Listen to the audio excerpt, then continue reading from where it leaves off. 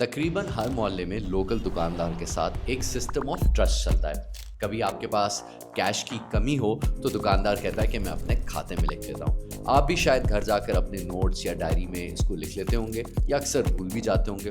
फिर हफ्ते या महीने बाद जब हिसाब किताब का वक्त आता है तो अक्सर आपका टोटल और दुकानदार का टोटल सेम नहीं होता, और तब रियलाइज होता है कि ये तमाम सिस्टम ऑफ ट्रस्ट जो है ये दुकानदार के खाते यानी लेजर पर डिपेंडेंट है। अगर लेजर का रिकॉर्ड बदल जाए या सफ़ा गुम जाए तो एक डिस्प्यूट अराइज हो जाता है। नाउ इस सिस्टम में तो एक दुकानदार है और कुछ मोहल्ले के रेजिडेंट्स हैं, लेकिन जब सिस्टम ज़्यादा बड़ा होता है जिसमें बहुत सारे बायर्स और सेलर्स हो, अमाउंट्स बड़ी हो और इंसेंटिव टू चीट हो, तो इन ट्रांजैक्शंस को एक स्टोर ऑफ इंफॉर्मेशन में फीड किया जाता है जिसको डेटाबेस कहते हैं। अब मसलन यूनिवर्सिटी की डिग्रीज जो हैं वो यूनिवर्सिटी की डेटाबेस में होते हैं, बैंक्स की डेटाबेस में बैलेंसेस होते हैं, और लैंड रजिस्टर की जो डेटाबेस होती है उसमें प्रॉपर्टी के ओनरशिप रिकॉर्ड्स होते हैं। लेकिन जब एक सिंगल अथॉरिटी एक डेटाबेस को कंट्रोल करती है तो कुछ केसेस में डर होता है कि क्या इस डेटा को ये सेंट्रल अथॉरिटी या अथॉरिटी में काम करने वाले लोग चेंज या ऑल्टर तो नहीं कर देंगे।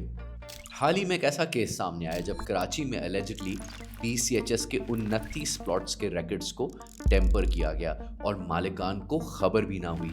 जाली स्टैम्प्स बनाए गए, फेक चलान्स बनाए गए, फोर्ज्ड पावर ऑफ अटर्नी बनाई गई एंड इसके साथ साथ फेक ट्रांसफर्स कर लिए गए। नाउ इन्वेस्टिगेटर्स के मुताबिक सब रजिस्ट्रार्स और ऑफिस स्टाफ भी इस वारदात में इन्वॉल्व थे। इस तरह की सिचुएशंस में जहां डेटाबेस यानी खाता एक सेंट्रल पार्टी मैनेज कर रही हो और जहां पर इंसेंटिव टू चीट बहुत हाई हो, वहां पर एक नई तरह की डिसेंट्रलाइज्ड डेटाबेस यानी खाता और लेजर सामने आ रही है जिसको कहते हैं ब्लॉकचेन।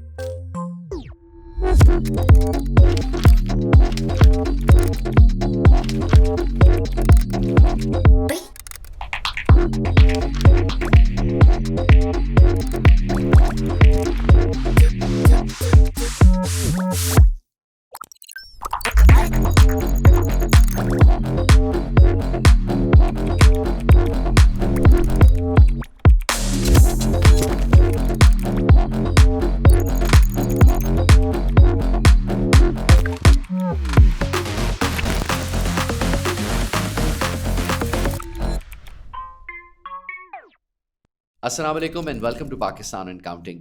मेरा नाम जुनैद इकबाल है and thank you for watching our blockchain series. Now blockchain भी एक डेटाबेस की फॉर्म है जहां इंफॉर्मेशन स्टोर होती है। फ़र्क यह है कि बजाय एक सिंगल ऑफिस या सर्वर में सोर्स ऑफ ट्रूथ हो, ब्लॉकचेन में हज़ारों कंप्यूटर्स पर इस डेटाबेस की आइडेंटिकल कॉपीज एक साथ पड़ी होती हैं जो एक साथ अपडेट होती हैं, making this a decentralised system.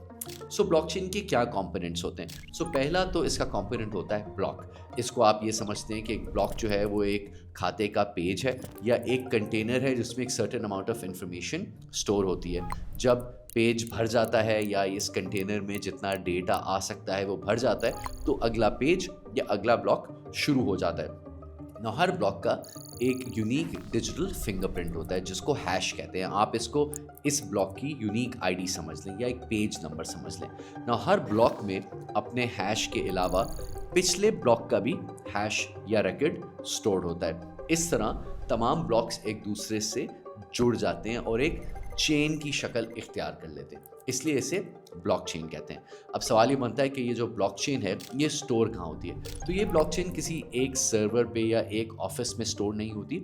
इसकी कॉपीज़ हज़ारों कंप्यूटर्स पर होती हैं जो दुनिया भर में फैले हुए होते हैं और चल रहे होते हैं। इन कंप्यूटर्स को नोड्स कहते हैं। ना हर नोड जो है वो लेजर की अपनी कॉपी अपने पास रखता है और जब नए ब्लॉक्स आते हैं तो उसको वेरीफाई करता है कि इसमें जो इन्फॉर्मेशन है वो करेक्ट है कि नहीं।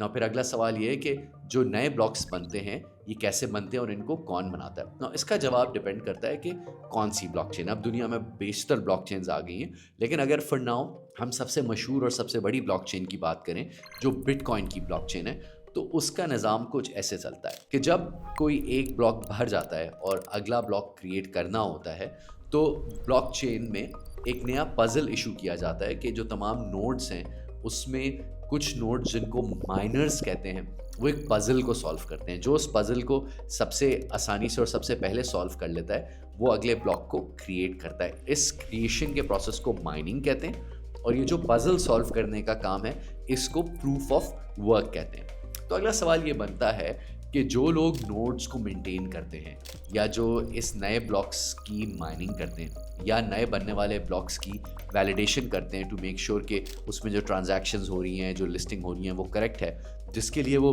बिजली और कंप्यूट पावर का इस्तेमाल करते हैं, तो इस काम को करने के लिए उनको रिवॉर्ड क्या मिलता है? तो इनको इस काम को करने के बदले में एज अ रिवॉर्ड बिटकॉइंस और ट्रांजैक्शन फी मिलती हैं। तो इस तरह जो एक ब्लॉकचेन है वो एक सेल्फ परपेचुएटिंग मैकेनिज्म के तहत एक डिसेंट्रलाइज तरीके से बढ़ती रहती है और ग्रो करती रहती है। So the next question arises कि इन ब्लॉकचेन्स के मेन यूजेस क्या है?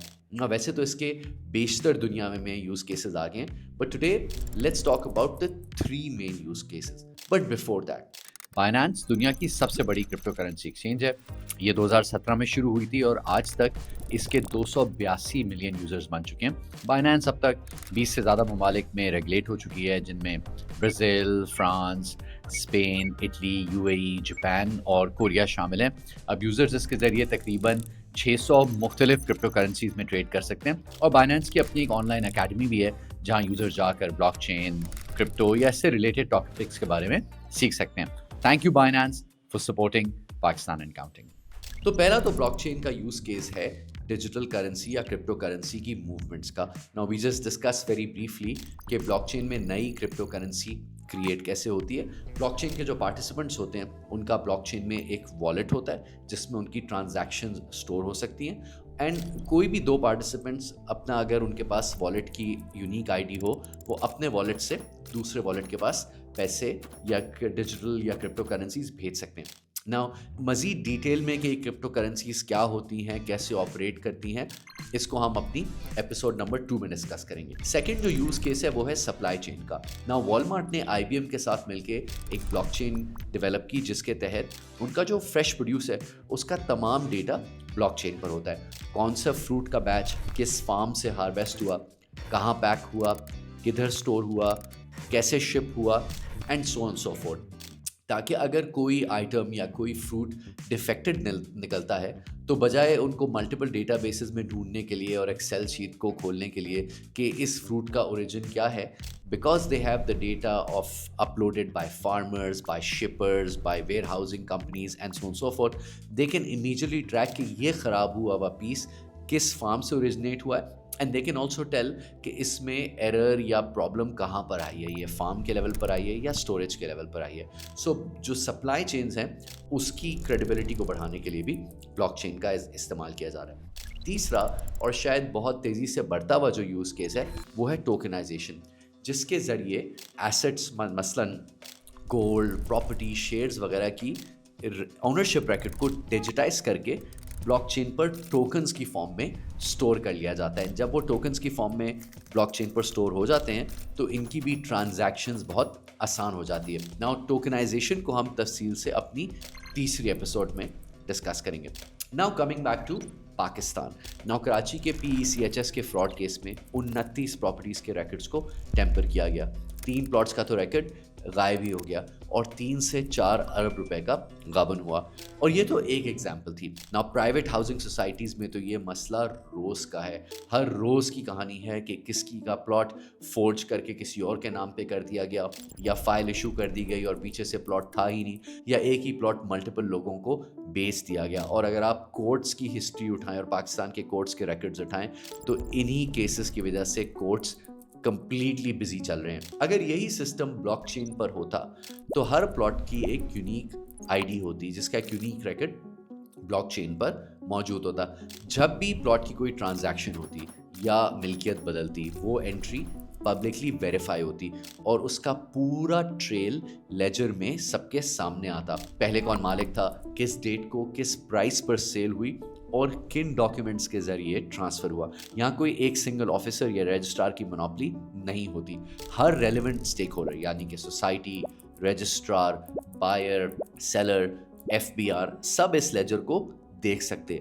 और क्योंकि ब्लॉकचेन अपेंड ओनली होता है उसमें पुरानी एंट्रीज डिलीट नहीं हो सकती और नई एंट्री भी तब ऐड होती है जब ब्लॉकचेन के तमाम नोड्स रेलेवेंट डॉक्यूमेंट्स और मनी ट्रेल को देखकर उसको अप्रूव करते हैं। सो ब्लॉक चेन का पाकिस्तान जैसे मुल्क में, जहाँ पर ख़ास तौर पे प्रॉपर्टी रिलेटेड डिस्प्यूट्स बहुत हाई नंबर में चल रहे हैं, एक काफ़ी स्ट्रॉन्ग यूज़ केस सामने आ सकता है। अपने आने वाली एपिसोड्स में हम crypto currencies, tokenisation, stable coins, web 3 और पाकिस्तान में आने वाली क्रिप्टो से रिलेटेड नई रेगुलेशंस को डिस्कस करेंगे। थैंक यू एंड खुदा हाफिज़। और जाते हुए एक सवाल, क्या आप या आपकी फैमिली के साथ कभी कोई प्रॉपर्टी फ्रॉड हुआ है? एंड सेकेंडली, क्या आपको लगता है कि पाकिस्तान के प्रॉपर्टी रिकॉर्ड्स को ब्लॉकचेन पर डाल देने से ये मसले हल हो सकते हैं? जवाब हमें कमेंट्स में ज़रूर दें and don't forget to join our community by subscribing to Pakistan and counting.